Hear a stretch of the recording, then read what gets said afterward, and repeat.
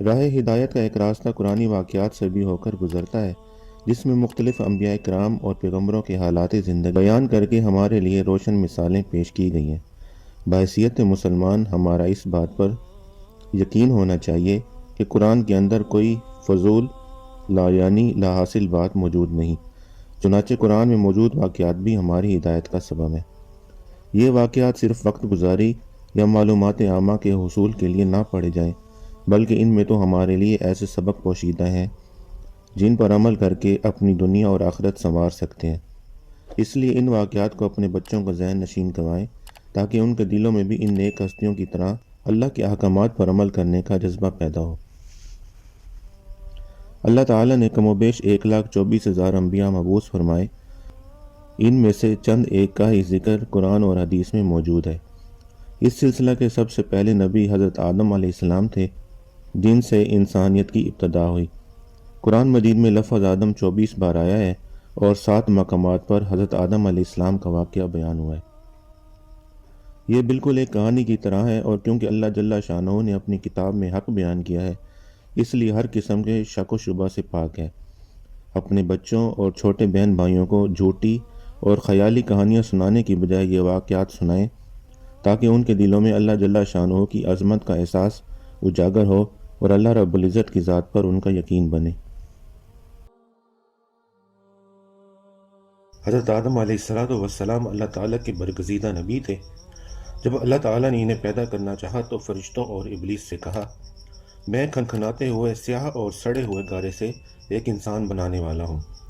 جب میں اسے ٹھیک طرح سے بنا کر مناسب شکل دے دوں اور اس میں اپنی روح پھونک دوں تو تم سب اس کے آگے سجدے میں گر پڑنا۔ الغرض اللہ نے پوری زمین سے ایک مٹھی مٹی لی۔ یہی وجہ ہے کہ آدم علیہ السلام کی اولاد میں کوئی گورا ہے، کوئی کالا ہے، کوئی سانولا ہے، کوئی نرم ہے، کوئی سخت ہے، کوئی ناپاک ہے اور کوئی پاک ہے۔ پھر اللہ تعالیٰ نے اس مٹی کے خلاصے سے گارا تیار کیا۔ جب گارا سیاہ اور بدبودار ہو گیا اور اس سے کھن کھن کی آواز آنے لگی تو اللہ تعالیٰ نے اپنے دونوں ہاتھوں سے آدم علیہ السلام کا پتلا بنایا۔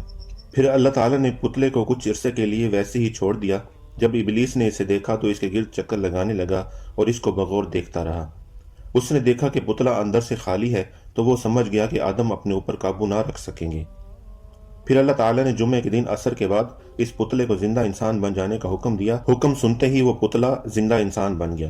جب اللہ تعالیٰ نے آدم علیہ السلام کو پیدا کیا اور ان کے جسم میں روح پھونکی تو انہیں چھینک آئی۔ انہوں نے اللہ کے حکم سے الحمدللہ کہا۔ اللہ تعالیٰ نے فرمایا، یا رحمک اللہ، اللہ تم پر رحم کرے۔ پھر اللہ تعالیٰ نے ان سے فرمایا، جاؤ ان فرشتوں کو سلام کرو اور سنو وہ کیا کہتے ہیں، جو کچھ وہ کہیں وہی تمہارا اور تمہاری اولاد کا سلام ہوگا۔ آدم علیہ السلام ان کے پاس گئے اور ان سے کہا، السلام علیکم۔ فرشتوں نے جواب دیا، وعلیکم السلام ورحمۃ اللہ وبرکاتہ۔ جب اللہ تعالیٰ نے آدم کو پیدا کیا تو تمام فرشتے اللہ کے حکم کے مطابق آدم کے سامنے سجدہ میں گر پڑے، لیکن ابلیس نے تکبر کیا اور سجدہ کرنے سے صاف انکار کر دیا۔ کہنے لگا، میں اس سے بہتر ہوں، مجھے تو آگ سے پیدا کیا اور آدم کو مٹی سے پیدا کیا۔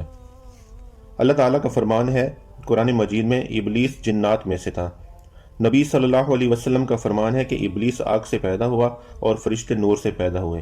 اسی طرح ابلیس نے اللہ تعالیٰ کی نافرمانی کی، تکبر کیا، جبکہ ملائکہ اللہ تعالیٰ کے ایسے مکرم بندے ہیں کہ اللہ کے احکام کی نافرمانی نہیں کرتے۔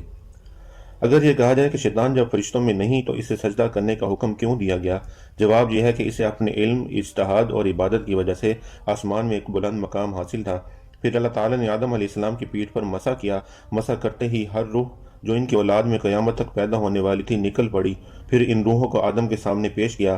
آدم علیہ السلام نے کہا، اے میرے رب، یہ کون لوگ ہیں؟ اللہ تعالیٰ نے فرمایا، یہ تمہاری اولاد ہے۔ آدم علیہ السلام نے ان میں سے ایک شخص کو دیکھا، اس کی آنکھوں کے درمیان جو نور تھا وہ بہت پسند آیا۔ کہنے لگے، اے میرے رب، یہ کون ہے؟ اللہ تعالیٰ نے فرمایا، یہ تمہاری اولاد کی آخری جماعتوں میں ایک شخص ہے جس کا نام داؤد ہے۔ آدم نے پوچھا، اے میرے رب، تو نے اس کی عمر کتنی رکھی ہے؟ اللہ نے فرمایا، 60 سال۔ آدم نے عرض کیا، اے میرے رب، میری عمر سے اس کی عمر میں 40 سال بڑھا دے۔ بس اللہ تعالیٰ نے ایسا کر دیا اور اس پر گواہ بھی ٹھہرا دیا۔ پھر جب آدم کی عمر مکمل ہو گئی تو اللہ نے ان کی طرف ملک الموت کو بھیجا تو آدم نے کہا، کیا میرے عمر سے ابھی 40 سال باقی نہیں ہے؟ ملک الموت نے کہا، کیا آپ نے یہ 40 سال اپنے بیٹے داؤد علیہ السلام کو تحفہ میں نہیں دیے تھے؟ آدم علیہ السلام نے انکار کر دیا، لہٰذا آپ کی اولاد بھی انکاری ہے، اور آدم بھول گئے، لہٰذا آپ کی اولاد بھی بھول کا شکار ہو گئی۔ اسی طرح اللہ تعالیٰ نے آدم علیہ السلام کی پشت سے نکلنے والی اولاد سے میدان عرفات میں عہد لیا۔ اللہ تعالیٰ نے جتنی مخلوق پیدا کرنی تھی ان کو آدم کے آگے چونٹیوں کی طرح پھیلا دیا، پھر ان سے بالمشافہ گفتگو فرمائی۔ اس کے بعد اللہ تعالیٰ نے آدم کی پسلی سے ان کی بیوی کو پیدا کیا تاکہ آدم ان سے سکون حاصل کریں۔ پھر اللہ نے انہیں جنت میں رہنے کا حکم دیا۔ آدم جمعہ کے دن جنت میں داخل ہوئے۔ اللہ تعالیٰ نے آدم علیہ السلام سے فرمایا، تم اپنی بیوی کے ساتھ اس جنت میں رہو اور جہاں سے چاہو خوب کھاؤ پیو، لیکن اس درخت کے قریب بھی نہ جانا ورنہ تم نقصان اٹھاؤ گے، اور یہ ابلیس تمہارا اور تمہاری بیوی کا دشمن ہے، اس سے ہوشیار رہنا، کہیں ایسا نہ ہو کہ یہ تمہیں جنت سے نکلوا دے، الغرض یہاں تم بڑے عیش و آرام سے رہو گے۔ آدم اور ان کی زوجہ جنت میں بڑے آرام سے رہ رہے تھے، لیکن ابلیس ان کے پیچھے لگا ہوا تھا۔ اس نے آدم سے کہا، اے آدم، میں تمہیں ایسا درخت نہ بتاؤں کہ جس کو کھا کر تم کو ایسی سلطنت مل جائے جس میں کبھی کمی نہ آنے پائے۔ اور ایک دن ان سے کہنے لگا، تمہارے رب نے جو تمہیں اس درخت سے منع کیا ہے صرف اس لیے کہ کہیں تم فرشتے نہ بن جاؤ اور ہمیشہ زندہ رہو، اور پھر قسم کھا کر کہا، میں تم دونوں کا خیر خواہ ہوں۔ الغرض اللہ تعالیٰ نے جو عہد آدم علیہ السلام سے لیا تھا، آدم اسے بھول گئے اور ابلیس نے بالآخر ان کو ورغلا ہی دیا۔ آدم علیہ السلام کی زوجہ مطہرہ سیدہ حوا نے پہلے درخت سے کھایا اور آدم علیہ السلام کو ترغیب دی، بالآخر دونوں نے درخت سے کھا لیا۔ اس لیے نبی صلی اللہ علیہ وسلم نے فرمایا، اگر حوا نہ ہوتی تو کوئی عورت اپنے خاوند کے ساتھ خیانت نہ کرتی۔ اللہ تعالیٰ نے انہیں پکار کر فرمایا، کیا میں نے تم دونوں کو اس درخت کے کھانے سے منع نہیں کیا تھا؟ اور میں نے تم سے نہیں کہا تھا کہ شیطان تم دونوں کا کھلا دشمن ہے، اس سے ہوشیار رہنا۔ اللہ تعالیٰ نے آدم کو طویل القامت پیدا کیا تھا، ان کا قد 60 ہاتھ جتنا تھا، بال گھنے تھے، وہ بھاگے تو ایک درخت نے ان کے بال پکڑ لیے، وہ اس سے جھگڑنے لگے۔ اللہ تعالیٰ نے فرمایا، اے آدم، مجھ سے بھاگتے ہو؟ آدم نے عرض کیا، اس نافرمانی کی وجہ سے تجھ سے شرم آتی ہے۔ اللہ تعالیٰ نے فرمایا، تم یہاں سے نیچے اتر کر چلے جاؤ، اب تمہیں کچھ عرصے کے لیے زمین پر رہنا ہے اور وہیں فائدہ اٹھانا ہے۔ پھر اللہ تعالیٰ نے جمعہ ہی کے دن انہیں زمین پر اترنے کا حکم دیا اور اسی دن وہ زمین پر اتار دیے گئے۔ اللہ تعالیٰ نے اس درخت کا تعین نہیں کیا جس سے آدم کو منع کیا گیا تھا، اور تعین میں ہمارے لیے کوئی فائدہ نہیں ہے، اگر ہوتا تو اللہ تعالیٰ ہمارے لیے ضرور بیان فرما دیتا۔ آدم علیہ السلام کتنی مدت جنت میں رہے اور ان کی اولاد جنت میں ہوئی یا نہیں، ان کے متعلق صحیح معلومات ثابت نہیں ہیں۔ تاریخ میں نقل ہے کہ حوا کے ہاں ہر حمل سے ایک لڑکا اور ایک لڑکی پیدا ہوتے تھے۔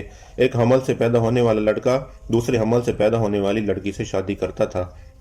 جس جنت میں آدم علیہ السلام اور ان کی بیوی تھے، اس سے مراد وہ جنت ہے جو آسمان میں ہے۔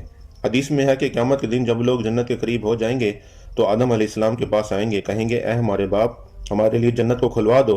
تو آدم علیہ السلام کہیں گے کہ تم کو اس جنت سے صرف تمہارے باپ کی غلطی نے نکالا تھا۔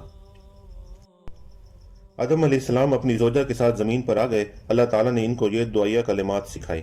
ربنا ظلمنا أنفسنا وإن لم تغفر لنا وترحمنا لنكونن من الخاسرين۔ ان دونوں نے ان دعائیہ کلمات کے ساتھ اللہ تعالیٰ سے معافی مانگی۔ اللہ تعالیٰ نے جمعے کے روز ان کی توبہ قبول فرمائی۔ جب آدم علیہ السلام زمین پر رہنے لگے تو پھر اللہ نے ان کے لیے عمدہ لباس کا انتظام فرمایا، اور اللہ تعالیٰ نے ان کی اولاد کو عزت و کرامت سے سرفراز فرمایا۔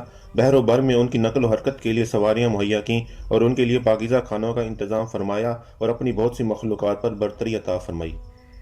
آدم علیہ السلام کی اولاد بہت ہوئی، اور ان میں سے دو نے ایک مرتبہ اللہ تعالیٰ کی راہ میں قربانی پیش کی۔ اللہ نے ایک کی قربانی قبول فرمائی اور دوسرے کی نہیں۔ جس کی قربانی قبول نہیں ہوئی اپنے بھائی سے کہنے لگا، میں تجھے ضرور قتل کروں گا۔ بھائی نے جواب دیا، اللہ تعالیٰ تو متقی لوگوں کی قربانی قبول فرماتا ہے، تم میں تقویٰ نہیں ہے، اس لیے تمہاری قربانی قبول نہیں ہوئی، اس میں میرا کیا قصور ہے؟ بالآخر اس نے اپنے بھائی کو قتل کیا۔ قتل کرنے کے بعد سمجھ نہیں آیا کہ اپنے مقتول بھائی کی لاش کا کیا کرے۔ اللہ تعالیٰ نے ایک کوہ بھیجا جو زمین پر اتر کر زمین کو کریدنے لگا۔ قاتل بھائی نے کوے سے سیکھا کہ کس طرح اپنے بھائی کی لاش کو چھپائے، پھر اپنے اس فعل پر بہت نادم ہوا اور افسوس کیا۔ قاتل کا نام قابیل تھا اور مقتول کا نام حابیل تھا۔ قابیل پہلا شخص ہے جس نے بنی آدم میں قتل کو جاری کیا۔ آدم علیہ السلام بہت روئے اس قتل پر اور افسوس کیا۔ جب آدم علیہ السلام کی موت کا وقت آیا تو انہوں نے اپنے بیٹے شیش علیہ السلام کو وصیت کی اور اس کو دن اور رات کے اوقات کی تعلیم دی، ان اوقات کی عبادات سکھائیں اور ایک بڑے طوفان کے آنے کی پیش گوئی کی۔ جب آدم علیہ السلام فوت ہوئے، وہ جمعہ کا دن تھا، فرشتے ان کے پاس حنوت نامی خوشبو لائے اور اللہ کی طرف سے جنت سے کفن مہیا کیا گیا، اور ان کے بیٹے شیش علیہ السلام سے تعزیت کی۔ جب آدم علیہ السلام کی موت کا وقت قریب آیا تو انہوں نے اپنے بیٹوں کو کہا، اے میرے بیٹو، میں جنت کا پھل کھانا چاہتا ہوں، اور وہ ان کے لیے پھل لینے گئے تو فرشتے ان کے سامنے آئے، ان کے ساتھ کفن اور حنوط نامی خوشبو لگائی، ساتھ ہی کلہاڑیاں، بیلچے اور ٹوکریاں تھیں۔ انہوں نے پوچھا، اے آدم کے بیٹو، کہاں کا ارادہ ہے؟ کیا تلاش کر رہے ہو؟ انہوں نے کہا، ہمارے والد آدم بیمار ہیں اور جنت کا پھل کھانا چاہتے ہیں۔ فرشتوں نے کہا، واپس چلو، تمہارے باپ کا وقت پورا ہو چکا ہے۔ فرشتے آئے تو حوا نے ان کو پہچان لیا اور آدم کے ساتھ اوٹ میں ہو گئی۔ آدم علیہ السلام نے کہا، مجھ سے دور جا، میں تجھ سے پہلے پیدا ہوا ہوں، لہٰذا میرے اور میرے رب کے فرشتوں کے درمیان حائل مت ہونا۔ فرشتوں نے ان کی روح قبض کی، ان کو کفن پہنایا، خوشبو لگائی، ان کے لیے گڑھا کھودا، ان کی قبر بنائی، ان کی نماز جنازہ پڑھی، پھر ان کو قبر میں اتار دیا گیا۔ قبر میں رکھ کر اوپر سے مٹی ڈالی اور کہا، اے آدم کے بیٹو، میت کے دفنانے کا یہی طریقہ ہے۔ حضرت آدم علیہ السلام کے دفن کی جگہ نامعلوم ہے۔ آدم علیہ السلام کے انتقال کے بعد سیدہ حوا کا بھی انتقال ہو گیا۔